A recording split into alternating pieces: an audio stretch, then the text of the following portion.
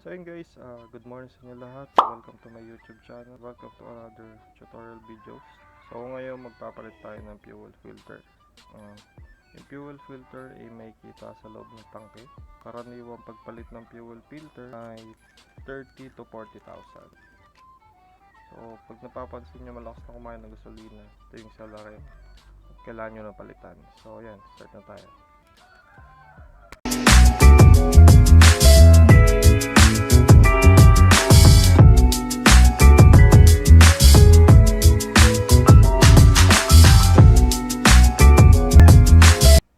So ayun guys, sa procedure, tanggalin muna natin itong engine cover, itong upuan, para matanggal natin na mabilis itong tangke na. So yan, start na tayo.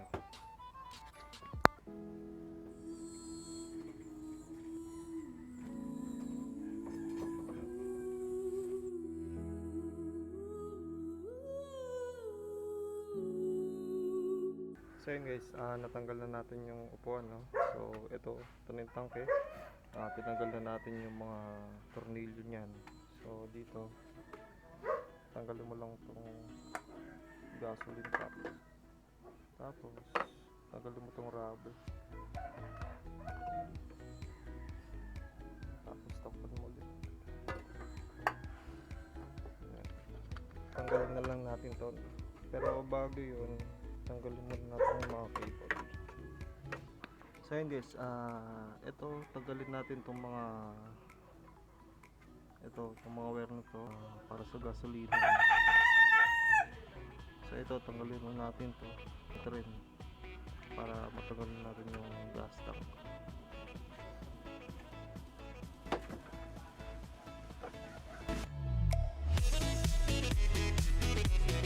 Natanggal na natin yung gas tank natin. So sa mga tatanggalin, ito lang. Ayan. Itong sensor na to, tsaka ito. Ayan, bali dalawa siya, tapos ito yung sa gasolina, no, papuntang gas tank. Ayan, hindi naman kayo ma-delete dyan dahil may corresponding pins naman yan. Ayan. Ito na yung ating gas tank. Kung mga ports, hindi naman kayo magkakamali dyan dahil ano lang naman siya, pare-pares lang siya ng pin, magkakatugma. Bago natin tanggalin yung filter, tanggalin muna natin yung gasolina.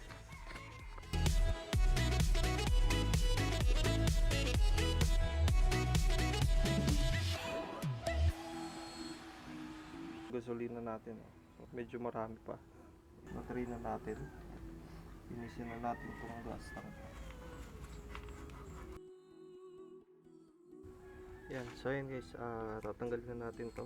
Gamitan natin yung Allen wrench, yan, para matanggal natin itong mga bolts na to, mga hex bolts.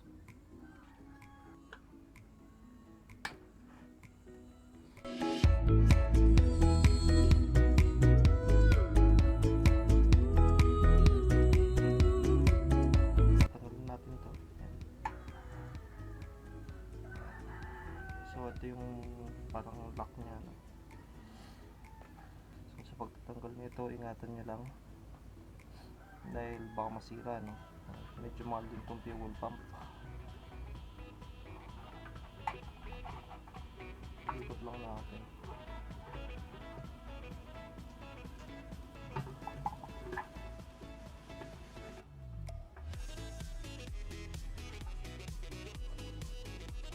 So ito yung fuel pump. So ingatan nyo lang to, baka masira. Ito yung papalitan natin, yung filter na yan. So nakikita nyo maitim na, no? Ingatan lang natin to dahil baka hindi na gumana. So yan. So okay guys, tanggal na natin yung fuel filter, no? Ito pipindutin lang natin yan para matanggal yung pagkalak. So yun guys, natanggal na natin yung fuel filter, no?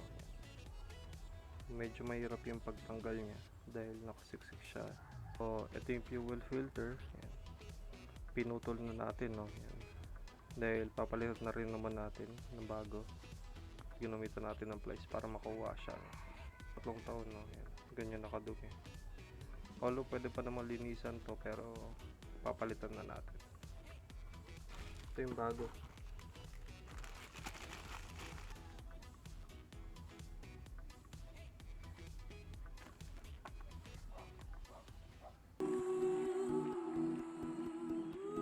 And ikabit na natin yung bagong fuel filter. Sa pagkabit, ingatan nyo lang din dahil napakahigpit niya.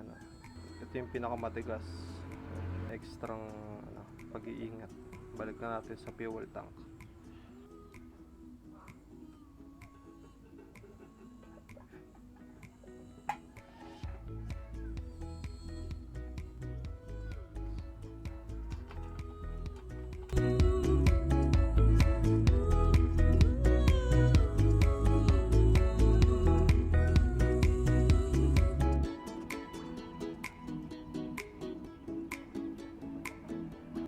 Okay na siya, no?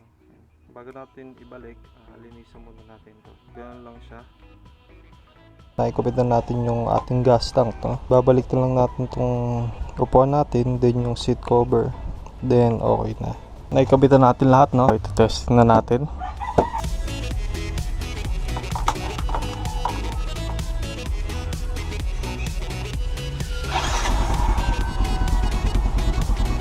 Nag-okay siya, no? Gumana. Walang anumang error na na-detect.